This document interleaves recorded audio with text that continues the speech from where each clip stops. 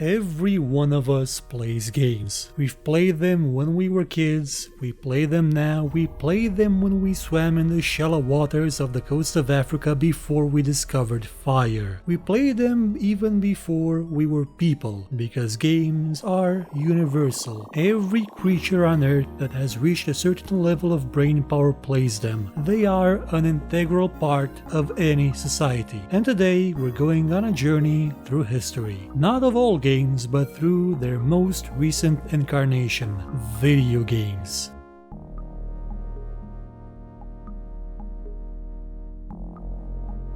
It can be said that they began in 1958, 60 years ago, with Tennis for Two, a game designed by William Higginbottom and put together with the help of Robert V. Dvorak. It ran on an oscilloscope like the very one you see in the intro to this show. There were tic-tac-toe games before it, chess games even, and simpler concepts that can be considered proto-video games before it. But this is where it began, and after it came Space War, that in 1962 lit up the PDP-1 mainframes of the world thanks to the work of Steve Russell. And yet gaming itself as a phenomenon, as a potential industry, as part of our daily lives did not start then. It started with a man named Ralph Baer in the year 1967. See the local CATV station.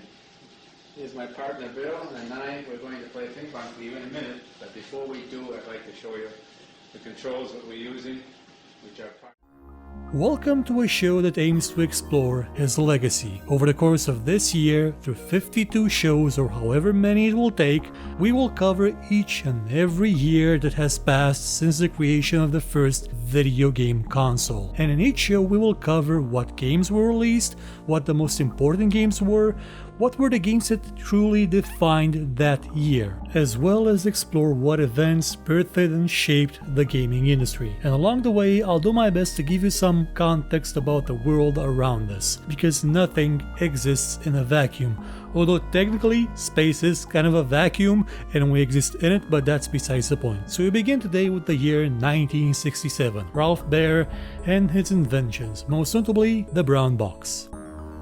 It was a very different time, and if you were to go back there, you'd probably not recognize society unless you come from Eastern Europe, in which case you'll probably be right at home for the most part. For one, you could buy a brand new house for $14,000 in the United States of America, and people got along with the minimum earning of $1.4 an hour, which is still higher than the wages I usually got up until the year 2012 in most of my jobs. As it happens, it's the year when the UK decided it wanted to actually join the common European market. It was a time of hope for some, what with Romania's first highway beginning construction then, it's still one of our only highways, and it was a time of strife for others with the Vietnam War still going on. Yet there are many achievements for society, for humanity. It was the year of the first successful heart transplant, giving people a new lease on life. The first ATM went into service,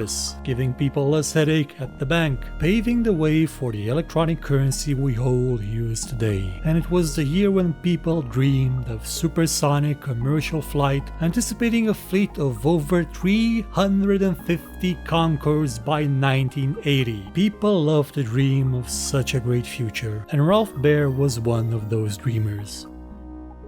He saw a future in which people could use their television for something other than just watching the Flintstones or Get Smart. Though why someone wouldn't want to watch Get Smart is beyond me, but keep in mind this comes from someone who lived in a country where TV was rationed out to 2 hours a day, filled with propaganda. Yet think about the world today. How often do you use your TV to just watch a TV channel? We have television sets that even on their own, without needing to be connected to any brown box, are able to deliver content and experiences that go beyond simple television. And it started with something called TV Game Unit number 1 in 1967. A simple box with what today would be considered simple electronics and vacuum tubes that allowed the user to interact with a simple effect generated on a TV screen. Through subsequent refinements, we finally got TV Game Unit number 7, better known as the brown box.